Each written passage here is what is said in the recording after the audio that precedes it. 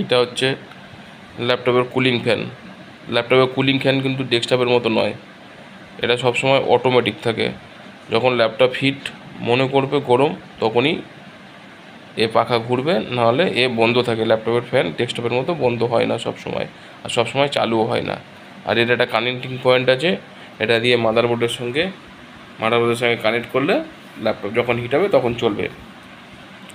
আর আসুন এর পরের পার্ট চিনি। এটা হচ্ছে ল্যাপটপের থার্মাল মডিউল। এটা পুরো পিতলের তামার হয়ে থাকে, আর এইখান থেকে এয়ার পাস হয়। এটা তামার হয়ে থাকে। তামার নিয়ম হচ্ছে, দেখুন এর নিচে প্রসেসর আছে। প্রসেসরটা যখন হিট হয় তখন এই দিক থেকে এই মডিউল থেকে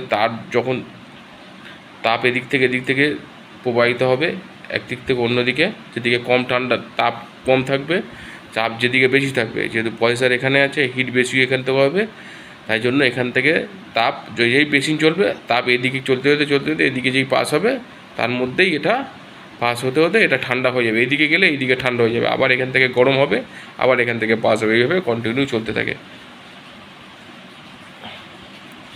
এটা হচ্ছে র্যাম। আর এটা হচ্ছে ব্যাটারি। আগের দিনে ব্যাটারি থাকতো, এখনও ব্যাটারি আছে। এটা সম্ভবত 12-20 ব্যাটারি আছে মাদারবোর্ডের সাথেই। আর এটা হচ্ছে আপনার ওয়াইফাই। যদি আপনার কোনো বুঝতে অসুবিধা হয় তাহলে আমাকে ফোন করতে পারেন 9903610220, মানিকা কম্পিউটার টেকনোলজিস। আর এটা হচ্ছে আপনাদের অরিজিনাল ল্যাপটপের স্পিকার। আপনার উইন্ডোজ অরিজিনাল থাকলে এই স্টিকারটা তখন দেওয়া হয়।